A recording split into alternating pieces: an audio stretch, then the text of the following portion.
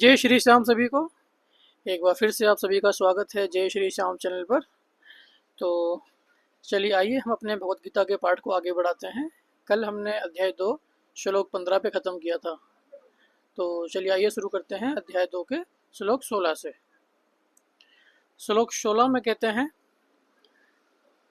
तत्वदर्शियों ने यह निष्कर्ष निकाला है कि असत मतलब भौतिक शरीर, असत का तो कोई चिर स्थायित्व नहीं है, किंतु सत मतलब आत्मा अपरिवर्तित रहता है। उन्होंने इन दोनों की प्रकृति के अध्ययन द्वारा यह निष्कर्ष निकाला है। तात्पर्य, परिवर्तनशील शरीर का कोई स्थायित्व नहीं है। आधुनिक चिकित्सा विज्ञान ने भी यह स्वीकार किया है कि विभिन्न कोशिकाओं की क्रिया प्रतिक्रिया द्वारा शरीर प्रतिक्षण बदलता रहता है। इस तरह शरीर में वृद्धि तथा वृद्धावस्था आती रहती है, किंतु शरीर तथा मन में निरंतर परिवर्तन होने पर भी आत्मा स्थायी रहता है। यही पदार्थ तथा आत्मा का अंतर है। स्वभावतः शरीर नित्य परिवर्तनशील है और आत्मा शाश्वत है। तत्वदर्शियों ने, चाहे वे निर्विशेषवादी हों या सगुणवादी, इस निष्कर्ष की स्थापना की है। विष्णु पुराण में कहा गया है कि विष्णु तथा उनके धाम स्वयं प्रकाश से प्रकाशित हैं। सत तथा असत शब्द आत्मा तथा भौतिक पदार्थ के ही घोतक हैं। सभी तत्वदर्शियों की यह स्थापना है। यहीं से भगवान द्वारा अज्ञान से मोहग्रस्त जीवों को उपदेश देने का शुभारंभ होता है। अज्ञान को हटाने के लिए आराधक और आराध्य के बीच पुनः शाश्वत संबंध स्थापित करना होता है और फिर अंश रूप जीवों तथा श्री भगवान के अंतर को समझना होता है। कोई भी व्यक्ति आत्मा के अध्ययन द्वारा परमेश्वर के स्वभाव को समझ सकता है। आत्मा तथा परमात्मा का अंतर अंश तथा पूर्ण के अंतर के रूप में है। वेदांत सूत्र तथा श्रीमद् भागवत में परमेश्वर को समस्त उद्भवों मतलब प्रकाश का मूल माना गया है। ऐसे उद्भवों का अनुभव परा तथा अपरा प्राकृतिक कर्मों द्वारा किया जाता है। जीव का संबंध प्रकृति से है, जैसा कि 7वें अध्याय से स्पष्ट होगा। यद्यपि शक्ति तथा शक्तिमान में कोई अंतर नहीं है, किंतु शक्तिमान को परम माना जाता है और शक्ति या प्रकृति को गौण। अतः सारे जीव उसी तरह परमेश्वर के सदैव अधीन रहते हैं। जिस तरह सेवक स्वामी या शिष्य गुरु के अधीन रहता है, अज्ञान अवस्था में ऐसे स्पष्ट ज्ञान को समझ पाना असंभव है। अतः ऐसे ज्ञान को दूर करने के लिए सदा सर्वदा के लिए जीवों को प्रबुद्ध करने हेतु भगवान भगवत गीता का उपदेश देते हैं। श्लोक 17, जो सारे शरीर में व्याप्त है उसे ही तुम अविनाशी समझो। उस अव्यय आत्मा को नष्ट करने में कोई भी समर्थ नहीं है। तात्पर्य है, इस श्लोक में संपूर्ण शरीर में व्याप्त आत्मा की प्रकृति का अधिक स्पष्ट वर्णन हुआ है। सभी लोग समझते हैं कि जो सारे शरीर में व्याप्त है वह चेतना है। प्रत्येक व्यक्ति को शरीर में किसी अंश या पूरे भाग्य में सुख दुख का अनुभव होता है, किंतु चेतना की यह व्याप्ति किसी के शरीर तक सीमित रहती है। एक शरीर के सुख तथा दुख का बोध दूसरे शरीर को नहीं हो पाता।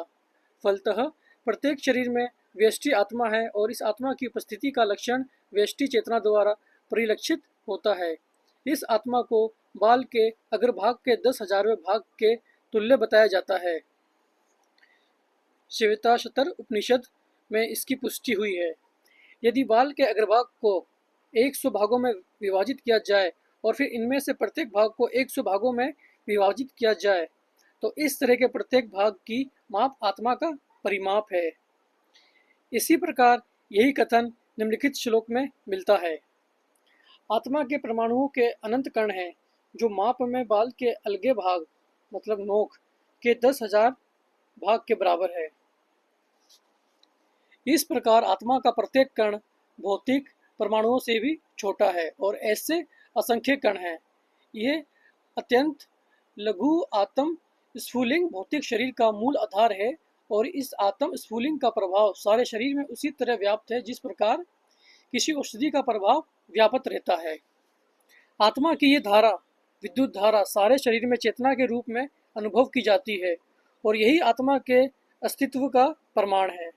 सामान्य से सामान्य व्यक्ति भी समझ सकता है कि ये भौतिक शरीर चेतना रहित होने पर मृतक हो जाता है और शरीर में इस चेतना को किसी भी भौतिक उपचार से वापस नहीं लाया जा सकता।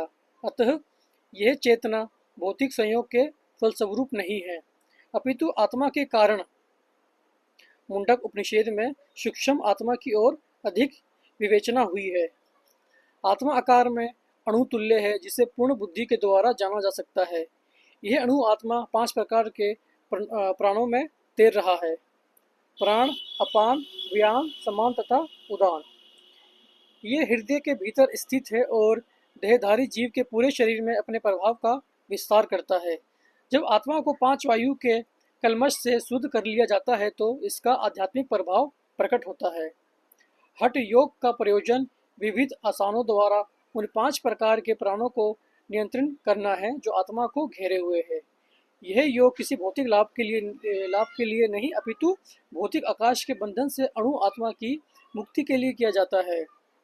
इस प्रकार अणु आत्मा को सारे वैदिक साहित्य ने स्वीकारा है और प्रत्येक बुद्धिमान व्यक्ति अपने व्यवहारिक अनुभव से इसका प्रत्यक्ष अनुभव करता है। केवल मूर्ख व्यक्ति ही इस अणु आत्मा को सर्वव्यापी विष्णु तत्व के रूप में सोच सकता है। अणु आत्मा का प्रभाव पूरे शरीर में व्याप्त हो सकता है। मुंडक उपनिषद के अनुसार ये अणु आत्मा प्रत्येक जीव के हृदय में स्थित है, और क्योंकि भौतिक विज्ञानी इस अणु आत्मा को माप सकने में असमर्थ हैं, अतः उनमें से कुछ ये अनुभव करते हैं कि आत्मा है ही नहीं।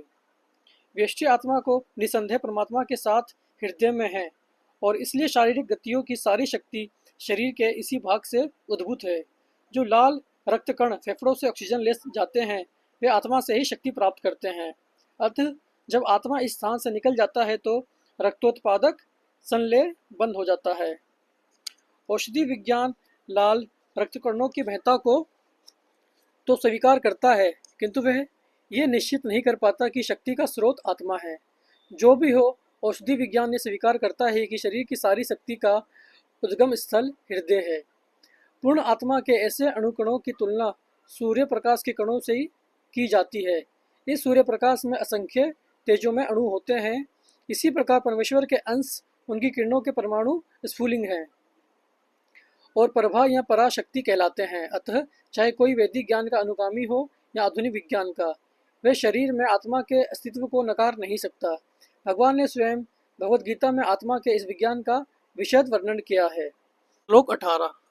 ए विनाशी, ए परमेय तथा शाश्वत जीव के भौतिक शरीर का अंत अवश्य भावी है, अतः हे भरतवंशी युद्ध करो। इसका तात्पर्य भौतिक शरीर स्वभाव से नाशवान है। यह तत्क्षण नष्ट हो सकता है और 100 वर्ष बाद भी।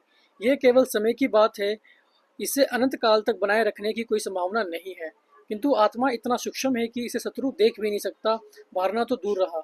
जैसा कि पिछले श्लोक में कहा गया है, ये इतना सूक्ष्म है कि कोई इसे मापने की बात सोच भी नहीं सकता। अतः दोनों ही दृष्टि से शोक का कोई कारण नहीं है, क्योंकि जीव जिस रूप में है, ना तो उसे मारा जा सकता है, ना ही शरीर को कुछ समय तक या स्थायी रूप से बचाया जा सकता है। पूर्ण आत्मा के सूक्ष्म कण अपने कर्म के अनुसार ही ये शरीर धारण करते हैं। अतः धार्मिक नियमों का पालन करना चाहिए। वेदांत सूत्र में जीव को प्रकाश बताया गया है, क्योंकि वह परम प्रकाश का अंश है। जिस प्रकार सूर्य का प्रकाश सारे ब्रह्मांड का पोषण करता है, उसी प्रकार आत्मा के प्रकाश से इस भौतिक देह का पोषण होता है। जैसे ही आत्मा इस भौतिक शरीर से बाहर निकल जाता है, शरीर सड़ने लगता है। अतः आत्मा ही शरीर का पोषक है। शरीर अपने आप में महत्वहीन है। इसलिए अर्जुन को उपदेश दिया गया है कि वह युद्ध करे और भौतिक शारीरिक कारणों से धर्म की बलि न होने दे। श्लोक 19। जो जीव इस जीवात्मा को मारने वाला समझता है तथा जो इसे मरा हुआ समझता है, वे दोनों ही अज्ञानी हैं, क्योंकि आत्मा ना तो मरता है ना मारा जाता है। तात्पर्य, जब देहधारी जीव को किसी घातक हथियार से आघात पहुंचाया जाता है तो ये समझ लेना चाहिए कि शरीर के भीतर का जीवात्मा मरा नहीं। आत्मा इतना सूक्ष्म है कि इसे किसी तरह के भौतिक हथियार से मार पाना असंभव है, जैसा कि अगले श्लोकों से स्पष्ट हो जाएगा। ना ही जीवात्मा अपने आध्यात्मिक स्वरूप के कारण वध्य है, जिसे मारा जाता है या जिसे मरा हुआ समझा जाता है। वह केवल शरीर होता है, किंतु इसका तात्पर्य शरीर के वध को प्रोत्साहित करना नहीं है। वैदिक आदेश है, माँ हिंस्यात् सर्वा भूतानि, किसी भी जीव की हिंसा ना करो, ना ही जीवात्मा अवध्य है। अर्थ है कि पशु हिंसा को प्रोत्साहन दिया जाए। किसी भी जीव के शरीर की अन्य अधिकार हत्या करना निग्न है और राज्य तथा भगवत विधान के द्वारा दंडनीय है। किंतु अर्जुन को तो धर्म के नियमानुसार मारने के लिए नियुक्त किया जा रहा था, किसी पागलपनवश नहीं। श्लोक 20 में कहते हैं, आत्मा के लिए किसी भी काल में ना तो जन्म है ना मृत्यु। वह ना तो कभी जन्मा है, ना जन्म लेता है और ना जन्म लेगा। वह अजन्मा, नित्य, शाश्वत तथा पुरातन है।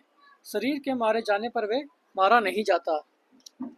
तात्पर्य, गुणात्मक दृष्टि से परमात्मा का अणु अंश परम से अभिन्न है। वह शरीर की भांति विकारी नहीं है। कभी कभी आत्मा को स्थायी या कुटस्थ कहा जाता है। शरीर में 6 प्रकार के रूपांतर होते हैं। वह माता के गर्भ से जन्म लेता है, कुछ काल तक रहता है, बढ़ता है, कुछ परिणाम उत्पन्न करता है, धीरे धीरे क्षीण होता है और अंत में समाप्त हो जाता है। किंतु आत्मा में ऐसे परिवर्तन नहीं होते। आत्मा अजन्मा है, किंतु क्योंकि वह भौतिक शरीर धारण करता है, अतः शरीर जन्म लेता है। आत्मा ना तो जन्म लेता है ना मरता है। जिसका जन्म होता है उसकी मृत्यु भी होती है। और क्योंकि आत्मा जन्म नहीं लेता, अतः उसका ना तो भूत है, ना वर्तमान या भविष्य। वह नित्य, शाश्वत तथा सनातन है, अर्थात उसके जन्म लेने का कोई इतिहास नहीं है। हम शरीर के प्रभाव में आकर आत्मा के जन्म मरण आदि का इतिहास खोजते हैं। आत्मा शरीर की तरह कभी भी वृद्ध नहीं होता। अतः तथाकथित वृद्ध पुरुष भी अपने बाल्यकाल या युवावस्था जैसी अनुभूति पाता है। शरीर के परिवर्तनों का आत्मा पर कोई प्रभाव नहीं पड़ता। आत्मा वृक्ष या किसी अन्य भौतिक वस्तु की तरह क्षीण नहीं होता। आत्मा की कोई उपसृष्टि नहीं होती। शरीर की कोई उपसृष्टि संतानें हैं और वे भी वेष्टि आत्माएं हैं, और शरीर के कारण वे किसी न किसी की संतानें प्रतीत होते हैं। शरीर की वृद्धि आत्मा की उपस्थिति के कारण होती है, किंतु आत्मा के ना तो कोई उपवृद्धि है, ना ही उसमें कोई परिवर्तन होता है। अतः आत्मा शरीर के 6 प्रकार के परिवर्तन से मुक्त होता है। भगवद गीता के श्लोक जैसा ही है, किंतु इस श्लोक में एक विशिष्ट शब्द विपक्षित का प्रयोग हुआ है, जिसका अर्थ है विद्वान या ज्ञान में। आत्मा ज्ञान से या चेतना से सदैव पूर्ण रहता है, अतः चेतना ही आत्मा का लक्षण है। यदि कोई हृदयस्थ आत्मा को नहीं खोज पाता, तब भी वह आत्मा की उपस्थिति को चेतना की उपस्थिति से जान सकता है। कभी कभी हम बादलों या अन्य कारणों से आकाश में सूर्य को नहीं देख पाते, किंतु सूर्य का प्रकाश सदैव विद्यमान रहता है। अंततः हमें विश्वास हो जाता है कि यह दिन का समय है। प्रातःकाल यूं ही आकाश में थोड़ा सा सूर्य प्रकाश दिखता है तो हम समझ जाते हैं कि सूर्य आकाश में है। इसी प्रकार क्योंकि शरीरों में चाहे पशु के हो या पुरुषों के, कुछ ना कुछ चेतना रहती है, अतः हम आत्मा की उपस्थिति को जान लेते हैं। किंतु जीव की ये चेतना परमेश्वर की चेतना से भिन्न है, क्योंकि परम चेतना तो सर्वज्ञ है, भूत वर्तमान तथा भविष्य के ज्ञान से पूर्ण है। वेष्टि जीव की चेतना विस्मरणशील है। जब वे अपने वास्तविक स्वरूप को भूल जाता है तो उसे कृष्ण के उपदेशों से शिक्षा तथा प्रकाश और बोध प्राप्त होता है, किंतु कृष्ण विस्मरणशील जीव नहीं है। यदि वे ऐसे होते हैं तो उनके द्वारा दिए गए भगवद गीता के उपदेश व्यर्थ होते। आत्मा के 2 प्रकार हैं, एक तो अणु आत्मा और दूसरा विभु आत्मा। परमात्मा तथा अणु आत्मा दोनों शरीर रूपी उसी वृक्ष में जीव के हृदय में विद्यमान है, और इनमें से जो समस्त इच्छाओं तथा शोकों से मुक्त हो चुका है वही भगवत कृपा से आत्मा की महिमा को समझ सकता है। कृष्ण परमात्मा के भी उद्गम है, जैसा कि अगले अध्यायों में बताया जाएगा, और अर्जुन अणु आत्मा के समान है, जो अपने वास्तविक स्वरूप को भूल गया है। अतः उसे कृष्ण द्वारा या उनके प्रामाणिक प्रतिनिधि गुरु द्वारा प्रबुद्ध किए जाने की आवश्यकता है। तो ये हो गया अपना श्लोक 20। तो आज के लिए इतना ही। हम अध्याय 2 के श्लोक 20 पे ख़त्म कर रहे हैं आज। इसके आगे हम कल स्टार्ट करेंगे अगली वीडियो में श्लोक 21 से। तो आज के लिए इतना ही। आप सभी से जय श्री श्याम। मिलते हैं कल अगली वीडियो में।